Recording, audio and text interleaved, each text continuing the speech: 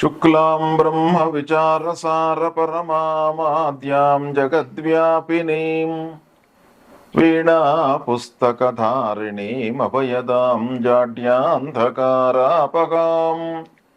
హస్తే స్ఫాటికమాలికాం విదదతీం పద్మాసనే సంస్థితాం వందే తాం పరమేశ్వరీం భగవతీం బుద్ధిప్రదాం శారదాం.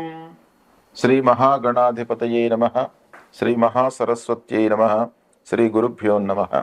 2025 సంవత్సరము ఫిబ్రవరి మాసంలో మిథున రాశిలో జన్మించినటువంటి వారికి, అంటే మిథున రాశి జాతకులకు గోచార ఫలితాలు ఎలా ఉన్నాయో తెలుసుకుందాం. ముందుగా ఈ ఫిబ్రవరి మాసంలో మిథున రాశి వారికి సూర్య భగవానుడు అష్టమ భాగ్యస్థానాలలో సంచరిస్తున్నాడు. ఇది ప్రతికూలమైనటువంటి సంచారం. ఇక అంగారకుడు జన్మస్థానంలో ఉన్నాడు. అంగారకుడి యొక్క సంచారం కూడాను ప్రతికూలంగా ఉంది. బుధుడు అష్టమ భాగ్యస్థానాల్లో సంచరిస్తున్నాడు, అనుకూలంగా ఉన్నాడు. తర్వాత గురువు ద్వాదశ స్థానంలో సంచరిస్తున్నాడు, ప్రతికూలంగా ఉన్నాడు. శుక్రుడు దశమ స్థానంలో సంచరిస్తున్నాడు, శుక్రుడు కూడాను ప్రతికూలంగా ఉన్నాడు. శనైశ్వరుడు 9వ స్థానంలో సంచరిస్తున్నాడు, ప్రతికూలంగా ఉన్నాడు. రాహు దశమ స్థానంలో ప్రతికూలంగా ఉన్నాడు. కేతువు 4వ స్థానంలో ప్రతికూలంగా ఉన్నాడు. ఈ విధంగా మిథున రాశి వారికి ఫిబ్రవరి మాసంలో దాదాపు అన్ని గ్రహాలు కూడాను ప్రతికూలంగా సంచరిస్తున్నాయి కనుక ఒక బుధుడు అనుకూలంగా ఉన్నాడు. అంటే వ్యాపారస్తులకు చేతిలో ఉన్నటువంటి వ్యాపారం మటుకు కొనసాగుతుంది. క్రయ విక్రయాలలో ఇబ్బందులు ఉండవు.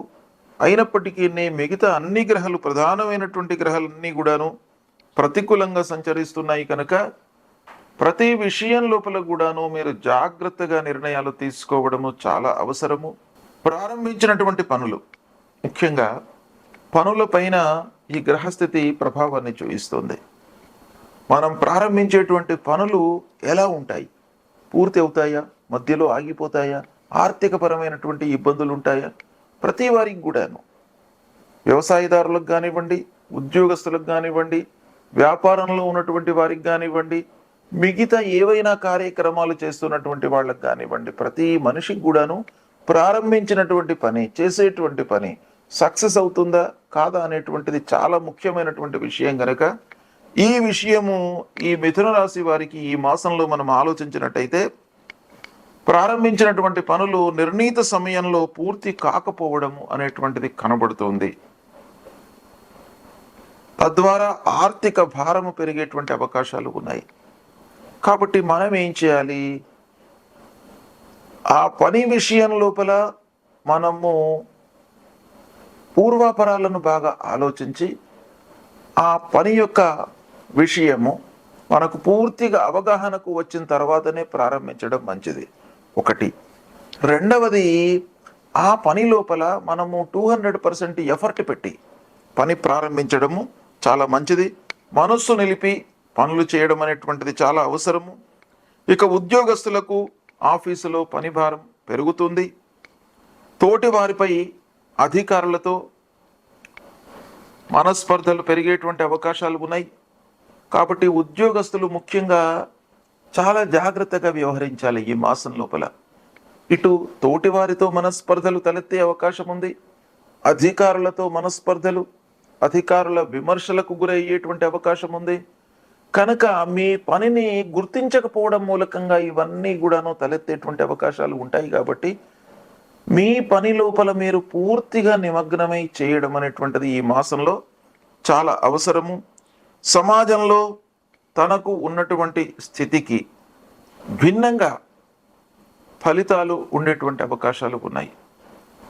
అంటే మనము ఒక మంచి స్థితి లోపల ఉంటాం, కానీ ఈ గ్రహస్థితి యొక్క ప్రతికూల వాతావరణం మూలకంగా మనము తగ్గి వ్యవహరించడం అనేటువంటిది ఇక్కడ ఈ మాసంలో బాగా కనబడుతుంది. దీర్ఘ ప్రయాణాల మూలకంగా అనారోగ్యము, తద్వారా కొన్ని సమస్యలు తలెత్తేటువంటి అవకాశం బాగా కనబడుతుంది. కనుక ముఖ్యంగా ఈ మాసంలో మీరు ఆరోగ్యంపై బాగా శ్రద్ధ వహించాలి. ఆర్థిక పరిస్థితిని అంచనా వేసుకోవడము చాలా చాలా ముఖ్యం ఈ మాసం లోపల. అంటే రాబడి పైన మనం మనస్సు నిలవకుండా ఖర్చులు పెట్టినట్టయితే రుణ బాధకు గురయ్యేటువంటి అవకాశాలు ఉంటాయి. అప్పుల ఊబిలోకి మనం వెళ్ళే అవకాశాలు ఉంటాయి. కాబట్టి బేరీజు వేసుకోవాలి. మనకు ఆదాయం ఎలా వస్తుంది, దానికి అనుగుణంగా ఖర్చు మనం పెట్టుకున్నట్టయితే కొంతలో కొంతైనా కూడాను మనము ఆ బాధను, ఆ రుణ భారాన్ని తగ్గించుకునేటువంటి అవకాశాలు ఉంటాయి. గ్రహస్థితి బాగా లేనప్పుడు కొన్ని రకాలుగా ఫోర్స్డ్గా ఖర్చులు మనకు ముందుకు వస్తుంటాయి. దాన్ని మనము ఆపలేము. అయినప్పటికీ మనము వ్యక్తిగతంగా మనం ఏం చేయాలి, ముందు వెనక ఆలోచించి ఖర్చు పెట్టుకున్నట్టయితే కనీసము ఒక 50-60% మనం ఆపడానికి అవకాశాలు ఉంటాయి. ఇకపోతే అనవసరమైనటువంటి ఖర్చులతో ఇబ్బందులు, భార్య పిల్లలతో సంతృప్తిగానే ఉన్నప్పటికీ అనవసరమైనటువంటి వాగ్వివాదాలు తలెత్తేటువంటి అవకాశాలు ఉన్నాయి ఇంటి లోపల. అంటే ప్రతి విషయం గురించి కూడాను చర్చించకుండా, అనవసరమైనటువంటి చర్చలకు తావివ్వకుండా, భార్య పిల్లలతో ఏ విషయమే మనం చర్చించాలనో ముందుగానే మీరు ఆలోచించుకొని వాటి గురించి మట్టుకే మీరు చర్చించండి. అనవసరమైనటువంటి విషయాలు, అన్ని విషయాలు పిల్లలకు, భార్యకు, కుటుంబ పెద్దలకు మీరు ఎక్స్ప్రెస్ చేసినట్టయితే అది మీకు ఇండైరెక్ట్గా అనర్థాన్ని ఇచ్చేటువంటి అవకాశాలు ఈ మాసంలో కనబడుతున్నాయి. కనుక కొంత జాగ్రత్త వహించండి. పిల్లల చదువుకై ఖర్చులు పెరిగేటువంటి అవకాశాలు ఉన్నాయి ఈ మాసం లోపల. ఇక చదువు పూర్తయి ఉద్యోగ వేటల్లో ఉన్నటువంటి వాళ్లకు ఈ మాసంలో తాత్కాలికంగా కొంత ఊరట లభిస్తుంది. కొంత చిన్నపాటి ఉద్యోగం లభించేటువంటి అవకాశాలు ఉన్నాయి. అయినప్పటికీ పర్మనెంట్ ఉద్యోగం కొరకు ఇంకా మీరు శ్రమించి కాంపిటేటివ్ తరహా లోపల మీరు అన్నింటి ఇంటర్వ్యూలకు ప్రిపేర్ కావడం అనేది ఈ మాసంలో మీకు అవసరము. ఇకపోతే పూర్వము తీసుకున్నటువంటి అప్పుల వారితో మీకు ఈ మాసంలో కొంత ఇబ్బందులు కనబడుతున్నాయి. దాన్ని దృష్టిలో పెట్టుకోండి. ఫైనాన్స్ విషయం లోపల ఈ మాసంలో మీరు చాలా జాగ్రత్తగా ఉండండి. అంటే మనము ఓవర్గా ఊహించుకోవడం మూలకంగా, లేదా నలుగురి కొరకు ఏదో చేయడం మూలకంగా మనము అప్పులలోకి వెళ్ళేటువంటి అవకాశాలు ఉంటాయి. కాబట్టి దీన్ని జాగ్రత్తగా చూసుకోండి.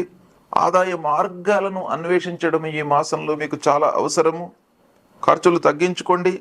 న్యాయపరమైన సమస్యలకు కొన్ని పరిష్కారాలు ఈ మాసంలో లభించే అవకాశాలు బాగా కనబడుతున్నాయి. కోర్టు వ్యవహారాలు మీకు అనుకూలంగానే ఉంటాయి.